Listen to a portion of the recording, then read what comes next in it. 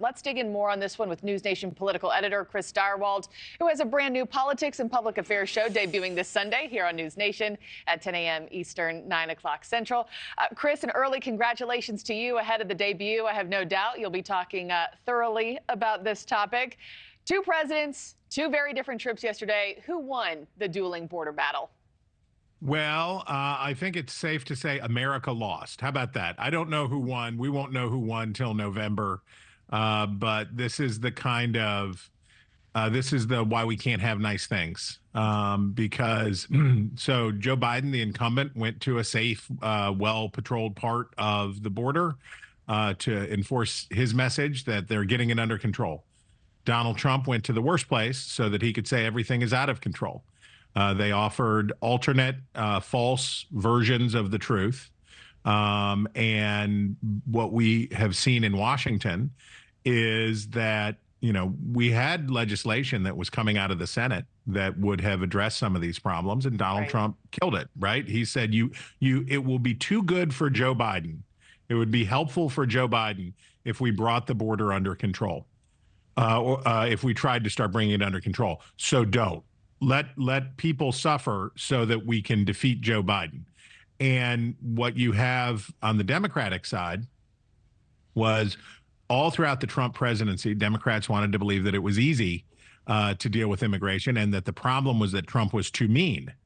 And they said, we're going to stop these policies and we're going to roll this stuff back. Now, as Joe Biden faces the State of the Union address, he's scrambling to put things back in place that Donald Trump had used when he was in office, because the grown-up answer, the adult answer here is, this is hard. This is hard. The global South is pressing on the poor global South is pressing on the wealthy global North around the world and in the United States. This is a challenge of a generation for the United States. And unfortunately, none of that is served by politicians going to the border and looking for photo ops. Yeah. And you talk about all the legislation. Let me just break down some of that for viewers here. I mean, President Biden blaming Republicans, of course, for not passing that bipartisan border security bill. But President Trump emphasized that the current president rescinded the zero tolerance policy, which allowed authorities to deport adults who cross the border illegally. He let Title 42 expire in May of last year, which the former president invoked. And he also ended that Remain in Mexico policy, which forced asylum seekers to Mexico to wait for those hearings. But now the president, Chris, is reportedly weighing some type of executive action. I guess my question to you is, how far can he go with that without backlash from the left that's consequential for him come November? So we're in really the general election now, right? So certainly the president has to worry about turnout and depressing turnout on the left, as he does with Israel and a variety of other issues where they think he's either gone too far to the center or not far enough to the left. And that is certainly a factor about motivating your base. But let's remember what the overwhelming majority of Americans want. They want a little from column A and they want a little from column B, right?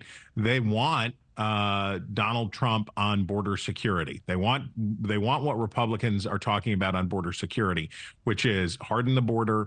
And they also want, by the way, what no politician really, most politicians are not talking about, which is internal enforcement. If you want to really deal with the problem, what do you have to do? You have to deal with employers who are employing people in the United States illegally. So what Americans want, and poll after poll has said it for decades, is they want stronger enforcement of existing laws, and then they want a pathway to citizenship for the people who are here illegally. And I hate to be so pessimistic today or gloomy today, but the truth of the matter is that we have known for 20 years, 25 years, what the American people want. And we have two parties who are unable, for a variety of internal reasons, to give it to them. Yeah, I think Americans are sick of the impasse. Well, let's not end on a gloomy note, Chris. I mean, this is a big weekend ahead of for you, a big debut of your Sunday show. What you got cooking for week one outside immigration? Well, we got news. I will say that the good Lord has obliged us with lots of news for our first show. We've got budget deals. We've got questions about the replacement for Mitch McConnell, who said that he is ending his term as Republican leader in the Senate. We've got serious questions around what happens after Super Tuesday. We're going to have lots of data. We're going to have important people with fancy titles. We're going to have a great group of journalists who are going to join me to talk about what's really going on and not thankfully offer any partisan spin or any boilerplate. Yeah. Thanks for watching, everybody. Go to joinnn.com to find NewsNation on your television provider. Also, don't forget to click that red subscribe button below to get more of NewsNation's fact-driven, unbiased coverage.